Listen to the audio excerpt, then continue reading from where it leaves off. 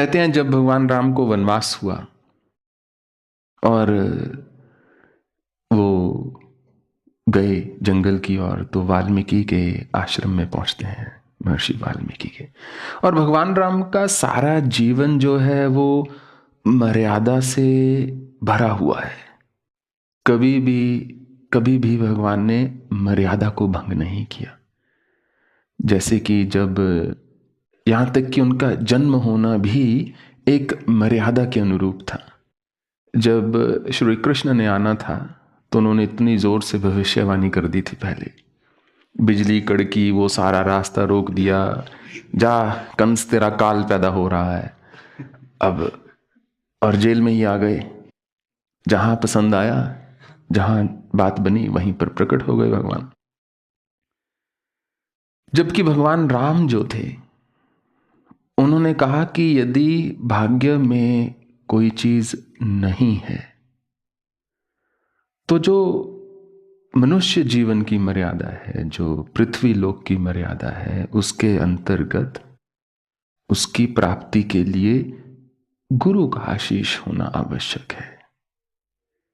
तो भगवान राम स्वयं नहीं आए, श्रृंगी ऋषि को बुलाया गया, उन्होंने यज्ञ किया, यज्ञ की उसमें से जो अभिमंत्रित खीर थी उसके 3 भाग हुए, तब जाकर भगवान राम का जन्म हुआ कि पहले गुरु का दर पे आगमन होगा, फिर मेरा घर पे अवतरण होगा।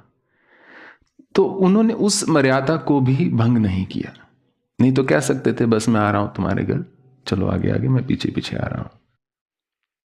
तो जब वो वाल्मीकि के आश्रम में पहुंचते हैं उसी मर्यादा के अनुरूप, क्योंकि जब आप किसी मेजबान के घर जाते हैं तो आप ये नहीं कहते मुझे वो कमरा दे दो,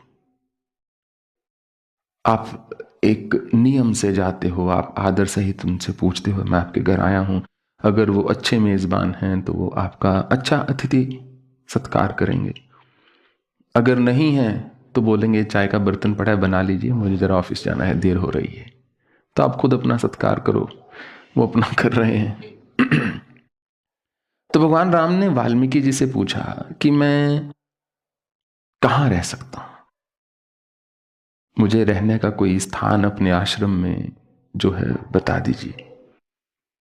तो वाल्मीकि जो है हंस पड़ते हैं, कहते हैं हे रघुनाथ कैसी बात कर रहे हैं आप, अरे सारी सृष्टि आपकी है, आप मुझसे पूछ रहे हैं कि मैं कहां रहूं, समस्त सृष्टि तो आपकी है, सारे स्थान आपके हैं, आप जहां मन परम स्वतंत्र ना सर पर को, जहां आपका मन है आप तो विराज सकते हैं, कौन रोकेगा आपको।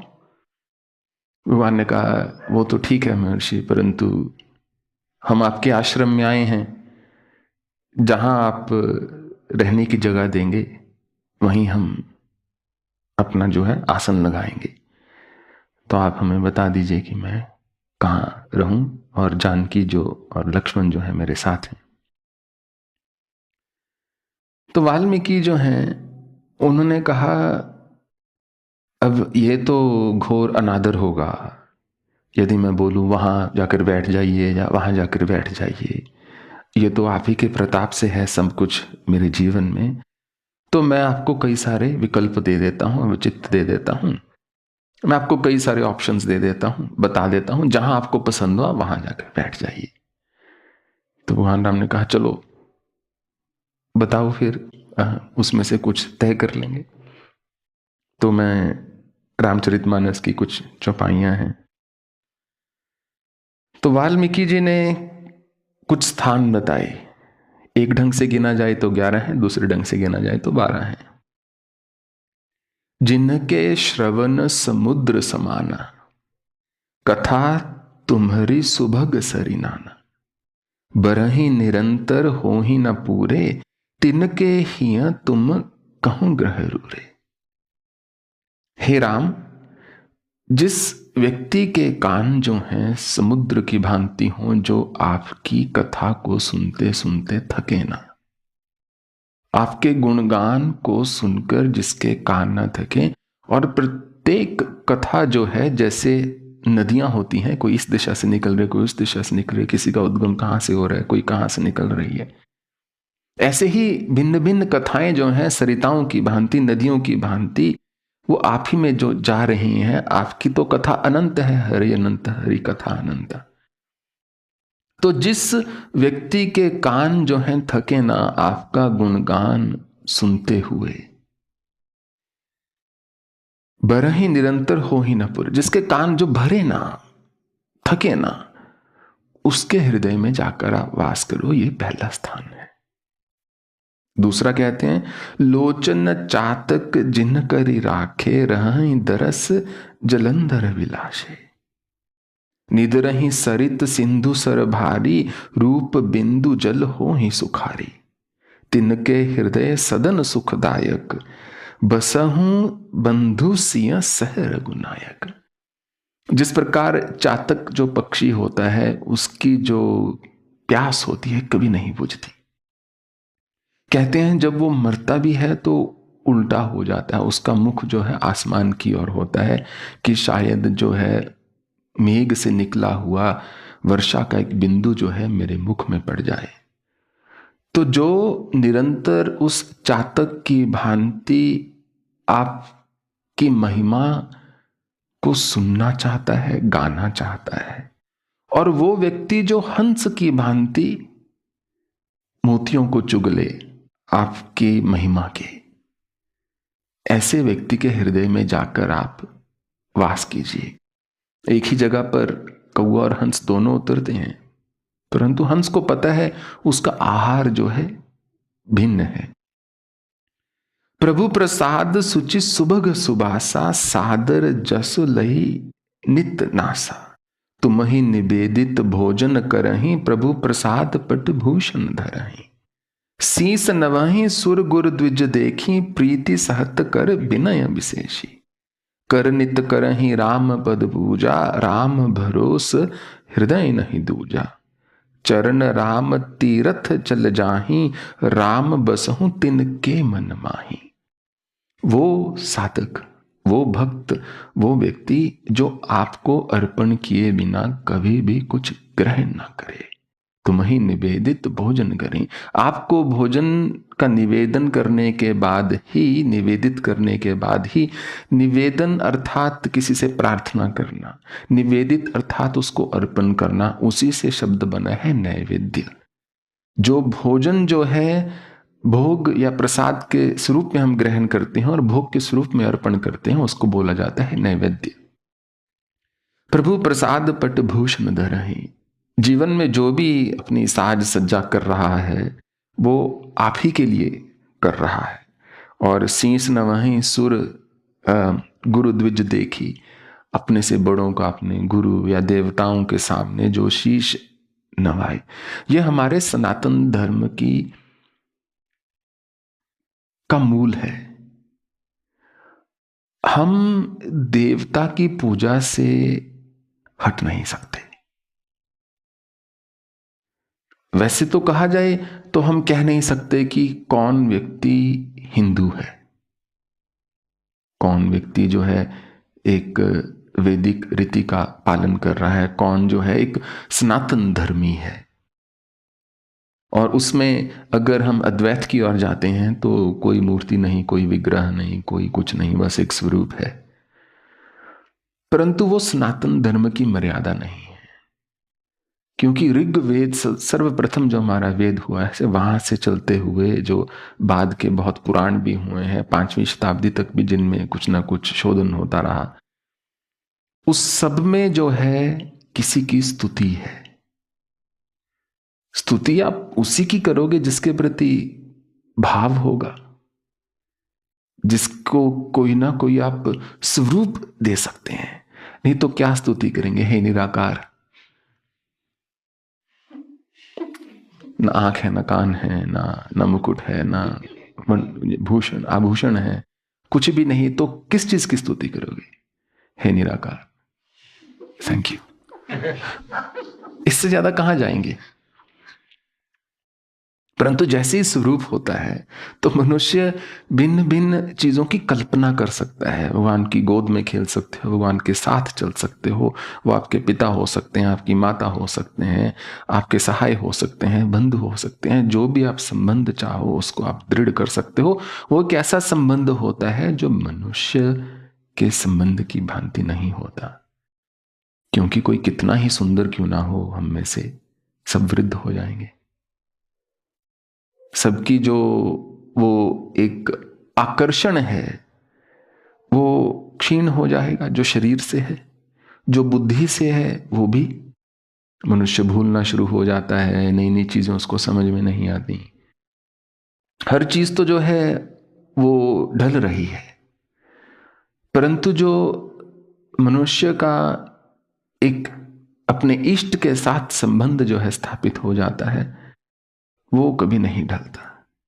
कितनी आनंद, देखो मजे वाली बात है कि आज से 1000 साल के बाद भी जब हम नहीं होंगे, या आज से 20-30 साल के बाद भी जब कुछ लोग हड्डियों में चल रहे होंगे और कुछ जो है मतलब स्किन जो है ऐसे उठा के ऊपर रख सकते हैं मान लीजिए 30-40-50 साल जो निकल गए इतने, भगवान ऐसे के ऐसे ही रहेंगे। ये ऐसे ही चमक रहे होंगे, ऐसे ही दमक रहे होंगे।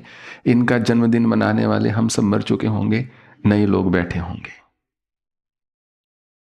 फिर वो लोग जाएंगे तो और आएंगे। ये मंदिर का स्वरूप बदला होगा, आश्रम का स्वरूप बदला होगा, सब कुछ यहां पर नित्य प्रति बदलता रहेगा। भगवान का यही रंग रहेगा, यही स्वरूप रहेगा। ना तो उनका मस्तक छोटा होगा, ना उनके आयुध घिसेंगे, ना ही उनकी मुस्कान जो है कम होगी। ये यहीं पर ऐसे के ऐसे ही विराजमान रहेंगे। ठीक उसी प्रकार यदि मनुष्य हृदय में ईश्वर को धारण कर सके, मुश्किल थोड़ा जरूर होता है क्योंकि हमारी वृत्ति नहीं होती, पर यदि कर ले तो सारी जिंदगी का रोना खत्म है। क्योंकि जो मनुष्य शरीर में आ गया वो कितना ही विद्वान क्यों ना हो, कितना ही श्रेष्ठ क्यों ना हो, कितना ही भगवान क्यों ना हो जाए, कितना ही अच्छा गुरु क्यों ना हो जाए, या कितना ही अच्छा कोई क्यों ना हो जाए, आपको रुलाएगा जरूर। ये हमारे संबंधों की एक अंतर्निहित प्रकृति है। किसी भी हम अपने जैसे के साथ संबंध रखेंगे तो कुछ हास्य विनोद भी रहेगा, कुछ हास परिहास भी रहेगा, कुछ रोना धोना भी रहेगा। परंतु यदि मन को एकाग्र करके हम वहां से अपना संबंध स्थापित कर ले जहां से हम आए हैं, तो मन में निरंतर एक हर्षोल्लास की जो है भावना बनी रहती है। सुगम नहीं है, मैं ये नहीं कह रहा ये आसान है कि आज सोचो और कल हो जाएगा, पर संभव जरूर है। तो चरण राम तीरथ चले जाहि, राम बसहु तिनके मन माहि। राम भरोस हृदय नहीं दूजा। जो आप पर निरंतर, जिनकी सतत आप में निष्ठा है, जो आपके जब घर से जो निकलता है आपका दर्शन करने के लिए निकल रहा है, जाइए राम उनके हृदय में जाकर आप वास कीजिए। चौथा स्थान बताते हैं, मंत्र राज नित जप ही तुम्हारा, पूजा ही तुम ही सहित परिवार। तर्पण होम करही विधि नाना, विप्र जेवाई देही बहुदाना। तुमते अधिक गुरहि जिय जानी, सकल भाई सेवहि सन्मानी। काम मोह मद मान न मोहा, लोभ न क्षोभ न राग न द्रोहा। जिनके कपट दंभ नहीं माया, तिनके हृदय बसहु रघुराया। ये आपके लिए नहीं है, जस्ट जोकिंग। मंत्र राज गोस्वामी तुलसीदास ने बताया है राम को। राम नाम का जो शब्द है, कहते हैं जब भगवान महादेव ने मंत्रों की उत्पत्ति की तो देवी देवता जो हैं और भिन्न भिन्न दैत्य और मनुष्य आकर बहुत सारे मंत्र जो हैं ले गए। बार बार भगवान वो मंत्र जो है बांटते रहे, चलो 1/3 तुम ले लो, 1/3 तुम ले लो, 1/3 तुम ले लो, मनुष्य दानव और देवता। फिर भी 1% भगवान के पास हमेशा बच जाता था। वो फिर दोबारा चले जाते थे भगवान आशुतोष के पास कि वो 7 करोड़ में से हमारा 33% तो हो गया, परंतु 70 लाख आपके पास 7 लाख अभी भी बचा हुआ है, आप रख के क्या करेंगे? हमारी तो बहुत जरूरतें हैं। हम किसी को राज्य चलाना है, किसी को संतान चाहिए तो किसी को नहीं चाहिए, तो किसी क्या चाहिए, आप वो मंत्र जो हैं, जो बचा के रखे हैं, जो शेष हैं आपके पास, वो बड़े विशेष हैं, तो वो दे दिए जाए। तो भोलेनाथ भगवान ने फिर उसका 1/3 हिस्सा करके बाकी सबको जो है बांट दिए। 7,000 मंत्र भगवान के पास फिर बच गए। फिर कुछ युग बीत गए, अंतराल बीता, तो उन्होंने बोला वो मंत्र जो है अब थोड़ा उतना काम नहीं कर रहे, जो बचा हुआ है वो हीरा है आपके पास, कृपया थोड़ी कृपा कीजिए। तो भगवान ने कहा तो ठीक है, फिर 1/3 1/3 ईच तुम लोग ले लो अपना। तो 70 मंत्र जो हैं भगवान के पास फिर बच गए, वो भी लेने वाले ले गए दोबारा आकर। तो एक मतलब जो अंत में 2 अक्षर का एक शब्द जो है भगवान के पास बच गया, एक मात्रा 2 अक्षर, वो राम नाम का शब्द भगवान ने कहा। तो उसको गोस्वामी ने मंत्र राज बताया है कि केवल राम, जो रमन, जो सबके मन को रमाए वो राम है, जो सबको विश्राम दे सके वो राम है, जो सबका काम कर सके वो राम है, जो मनुष्य के जीवन में प्रकाश अर्थात र को उत्पन्न कर सके वो राम है, जो म से मर्यादा में स्थित रह सके वो राम है। तो उन्होंने कहा तर्पण होम करहीं विधि नाना, जहां तर्पण, जहां यज्ञ, जहां मंत्र जप चाहिए वो करने की उसमें भक्ति तो हो। यदि नहीं है, यदि हृदय में भक्ति नहीं है तो बस उसका एक ही नुकसान है सबसे बड़ा, जो मूल उस चीज का मनुष्य को हानि है भक्ति ना होने से, वो है कि मनुष्य एक ड्राई रहता है। भक्ति से रस आ जाता है उसके जीवन में, उसके हृदय में, उसकी वाणी में। जो भक्ति विहीन है वो ज्ञानवान हो सकता है, बहुत बुद्धिमान हो सकता है, गुणवान हो सकता है, परंतु तेजस्वी भी हो सकता है, परंतु उसकी वाणी में वो रस नहीं होगा, वो विनम्रता मुश्किल है। तुमते अधिक गुरु ही जिये जानी, जो आपसे भी अधिक अपने गुरु को माने और सकल भाएं से वही सन्मानी, सबका सम्मान कर सके, सबकी सेवा करने का भाव रख सके। उसके बाद बहुत मुश्किल चीजें लिख रखी हैं, काम मोह मद मान न मोह, ना मोह हो, ना काम हो, ना क्रोध हो, ना लोभ हो, ना क्षोभ हो, ना राग हो, ना द्रोह हो। इतना कुछ तो हो नहीं सकता कि नहीं? जिनके कपट भी ना हो, दंभ भी ना हो, फिर संसार कैसे चलेगा बताओ? मेरे कहने का तात्पर्य है जो भगवान, जो वाल्मीकि जो है इतने स्थान बता रहे हैं उसमें से एक ही स्थान चुनना है। मनुष्य एक भी स्थान को अपना एक बांध ले संयम के साथ, वहां अपना आसन लगा ले, तो भगवान उसके हृदय में स्वतः ही वास करेंगे।